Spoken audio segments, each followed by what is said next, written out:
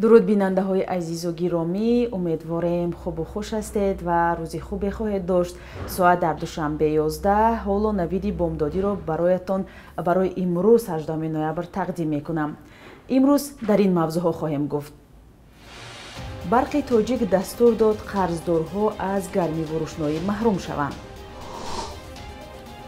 сарвазири Русия қарори тақсими кор ба муҳоҷиронро имзо кард.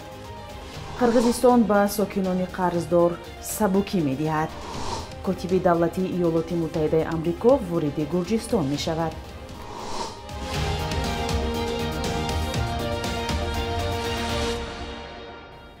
ширкати барқи тоҷик ба ниҳодҳои тобеи худ дастур додааст ки шахсони қарздор ва корхонаву муассисаҳоеро ки барқи зиёд мегиранд аз гармиву рӯшноӣ маҳрум кунанд. дастур бо имзои муовини раиси ширкат Муҳаммад Ғуломзода аз 3 ноябр содир шуда, ҳадафаш сарфакорона истифода намудани захираҳои энергетикӣ ва беҳтар кардани таъминоти барқ ба соҳаҳои иҷтимоиву иқтисодии кишвар дар зимистон гуфта мешавад. нусхаи дастур рӯзи 17 ноябр ба дасти радиои озодӣ расид. сокинони тоҷикистон беш аз 2 ҳафта инҷониб бо маҳдудият нерӯи барқ мегиранд.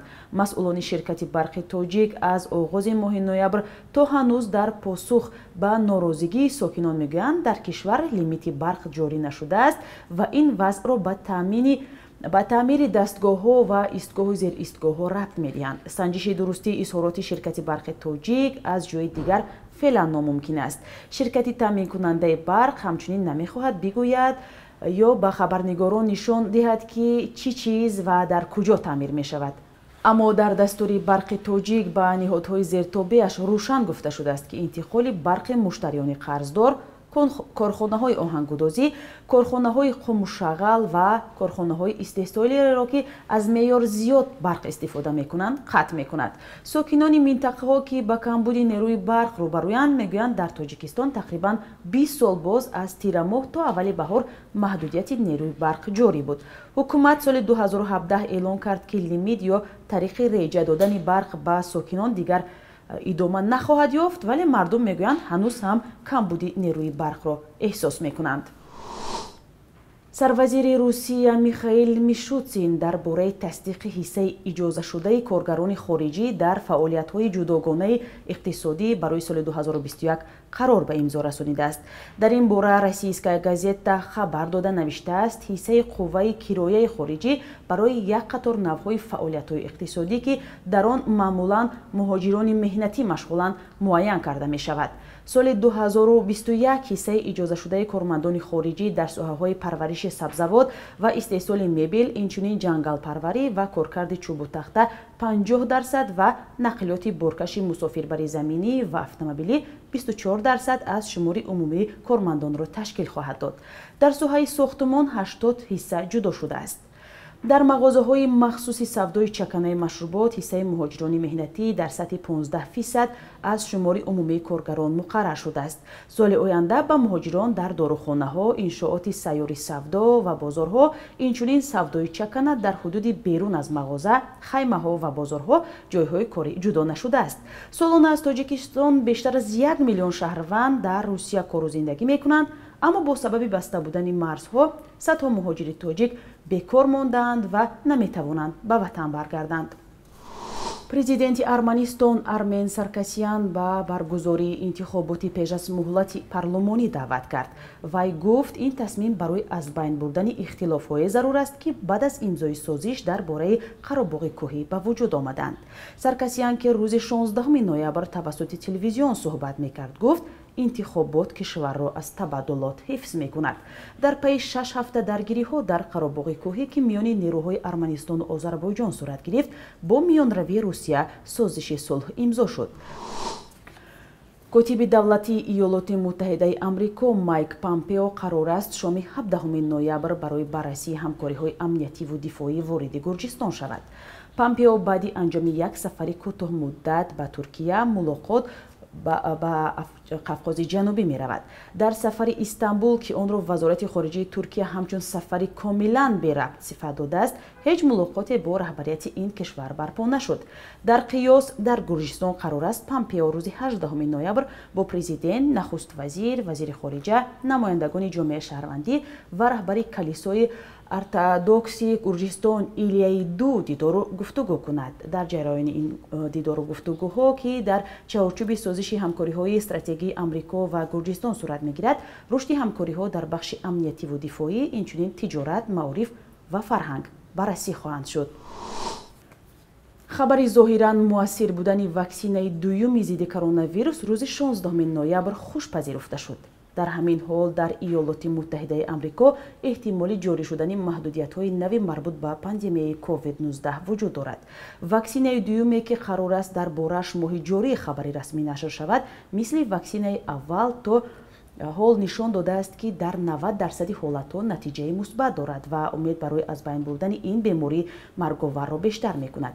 Ваксинаи мазкур аз ҷониби ширкати Модерна санҷида шуда дар марҳилаи сеюми озмоишҳо нишон додааст ки дар бештар аз 94% ҳолатҳо муассир мебошад. агар ин ваксина ба таври изтирорӣ иҷозаи истифодаи сохторҳои дахлдори Амрикоро дарёфт кунад, шонси дар моҳи оянда ба дасти миллионҳо кормандони тиб ва қишри осебпазир расидани он вуҷуд дорад. ин хабар дар ҳолест ки ҳафтаи гузашта айни чунин натиҷаҳоро ширкати Pfizer ва бо ҳамкори олмонияш BioNTech ба даст овард ва умеди пешгирӣ аз гирифторӣ ба коронавирус дар Амрико ва Аврупо бештар шуд. Дар ҳафтаи гузашта ба ҳисоби миёна дар Амрико рӯзе 145 000 нафар ба коронавирус олуда шудааст ва то 16 ноябр беш аз 70 000 сокини Амрико бо ҳамин беморӣ бистарӣ шудаанд. Оҷонсии Reuters мегӯяд ки ин омор назар ба гузаштаҳо баландтарин мебошад. ҳукумати Қирғизистон барои дастгирии сокинони қарздор аз ташкилотҳои молии ин кишвар ки ба иллати пандемияи коронавирус дар вазъи бади иҷтимоиву иқтисодӣ қарор гирифтанд, санадеро ба имзо расонидааст. санад дар сомонаи ҳукумати Қирғизистон нашр шуда, дар он ба созмонҳои моливу қарзии ин кишвар тавсия шудааст шаҳрвандонеро ки то 1 октябри соли равон на бештар аз 100 000 сом қарз гирифтанд, дар моҳи декабри соли 2020 аз моҳҳои январу феврали соли 2021 аз пардохти фоиз озод намоянд. вале ин қарорро ба ширкатҳои лизингӣ ва иттиҳодиёи қарзӣ дахл надоштааст. ба Бонки Миллии Қирғизистон тавсия шудааст ки барои имзои созишнома дар бораи расонидани кӯмаки молӣ рӯйхати ташкилотҳои қарзӣ дар ин кишварро таҳия ва пешниҳод кунад. ҳамчунин вазорати молияи ин кишвар вазифадор шудааст дар буҷаи соли 2021 барои дастрасии ниҳодҳои моливу қарзии ин кишвар аз ҳисоби даромадҳои ғайриандозӣ 1 миллиарду 253 миллион сом пешбинӣ кунад. вазорати тарбияи ҷисмонӣ ва варзиши Ӯзбекистон назорати иштироки мунтазами хизматчиёни давлатиро дар машқҳои пагоҳирӯзӣ зимни як аҳднома бо бунгоҳи рушди хадамоти давлатӣ назди президенти Ӯзбекистон идома хоҳад дод. биндо ба як фармони дигари Шавкат Мирзиёев, президенти Ӯзбекистон, шаҳрвандони аз 18 сола боло ки дар рӯз 10 000 ё бештар аз ин қадам мезананд, ба ҳамёни интернетии худ 3 000 сум дарёфт мекунанд.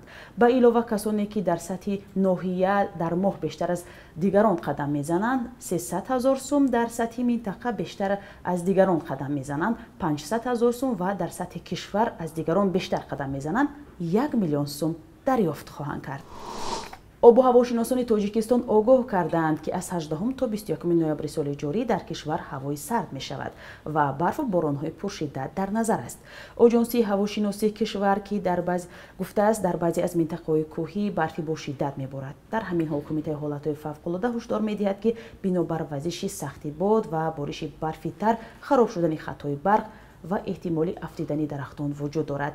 ин ниҳод аз сокинон хостааст дар ин рӯзҳо бахусус ҳангоми дарёфти хабари барфу борон дар кӯҳҳо ҳаракати безарурати худро маҳдуд кунанд, инчунин аз гузаронидани корҳои саҳро ва рафтан ба шикор дар манотиқи кӯҳӣ худдорӣ намоянд. Бонки Миллии Тоҷикистон қурби сомониро дар баробари асъори хориҷӣ барои имрӯз 18 ноябр ин гуна таъин кардааст.